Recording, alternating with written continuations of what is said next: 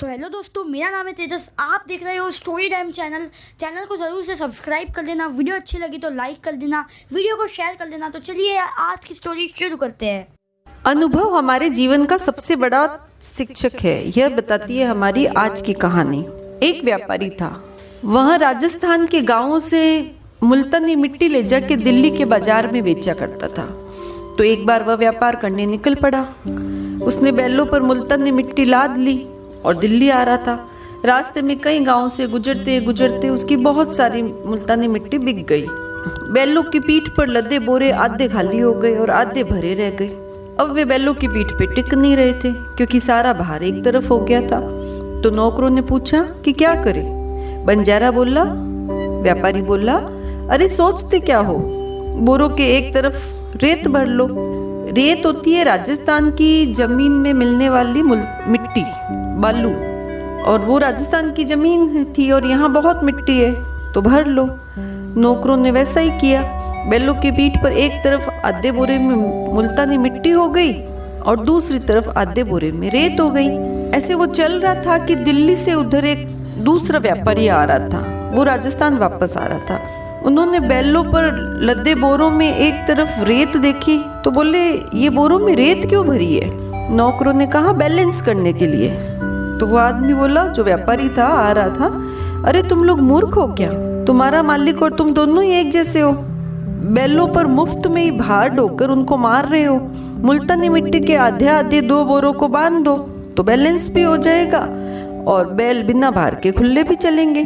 नौकरों ने कहा, आपकी बात ठीक लग रही है, पर हम तो वही करते हैं जो हमारा मालिक कहता है। आप जाकर हमारे मालिक से बात करो और उनसे हमको ऑर्डर दिलवाओ। तो वह आदमी जाके उस व्यापारी से मिला जो जा रहा था और उससे कहा। तो उस व्यापारी ने पूछा कि आप कहाँ के हो और कहाँ जा रहे हो? उसने कहा कि मैं बीकानेर का रहने वाला हूँ और रुपये कमाने के लिए दिल्ली गया था। कुछ दिन वहाँ रहा, व्यापार किया, फिर मैं बीमार हो गया और जो रुपए कमाए थे वो भी खर्च हो गए।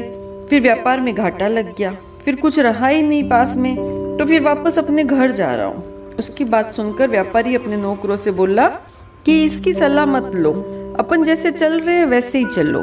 इसकी बात तो सही लग रही है पर इसका नतीजा ठीक नहीं निकलता है। इसकी जीवन की रिजल्ट देखते हैं तो अगर ठीक निकलता है इसकी बुद्धि का नतीजा तो ये आज धनवान होता, इसको वापस नहीं जाना पड़ता।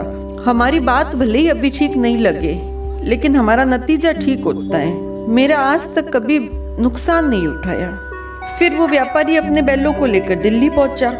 वहां उसने जमीन पर मुल्तानी मिट्टी और रेत दोनों का ढेर लगा दिया बाजार में जाकर, और नौकर से कहा कि बैलों को जंगल में ले जाओ, जहां चारा पानी हो वहां उनको रखो। उसकी इधर मुल्तानी मिट्टी बिकनी शुरू हो गई। उधर दिल्ली का बादशाह बीमार हो गया। तो वैद्य जी ने सलाह दी कि अगर बादशाह राजस्थान के मिट्टी के धोरों पर, टीले होते हैं उनको धोरे बोलते हैं, उन पर रहे तो उसका शरीर ठीक हो सकता है। रेत में शरीर को निरोग करने की शक्ति होती है, अतः बादशाह को राजस्थान भेजो। तो उसका वजीर बोला, राजस्थान क्यों भेजे, वहाँ की मिट्टी यही मंगवा लेते हैं रेत को। ठीक बात है, रेत लाने के लिए ऊंट भेजो।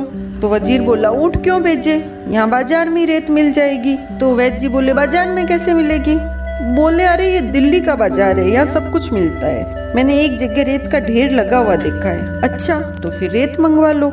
तो बादशाह के आदमी बंजारे के पास गए और उससे पूछा कि रेत का क्या भाव है। बंजारा बोला, चाहे मुल्तानी मिट्टी खरीदो चाहे रेत खरीदो, एक ही भाव है, दोनों बैलों पर बराबर तुल कर आए हैं। बादशाह के आदमियों ने सारी रेत खरीद ली।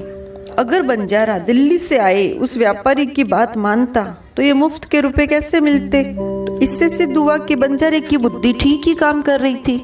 इस कहानी से हमें यह शिक्षा मिलती है कि हर किसी के पास अपनी बात कहने के लिए लॉजिक होता है और वो खुद को ही सही मानता है, लेकिन जीवन में उसका निष्कर्ष क्या रहा, उसका रिजल्ट क्या रहा, जिसने वास्तविक उन्नति कर ली हो, जिसका बुद्धि बल विकसित हो चुका हो, उसी की सलाह माननी चाहिए, नहीं तो फिर अपने ही निष्कर्ष पे डटे रहना चाहिए।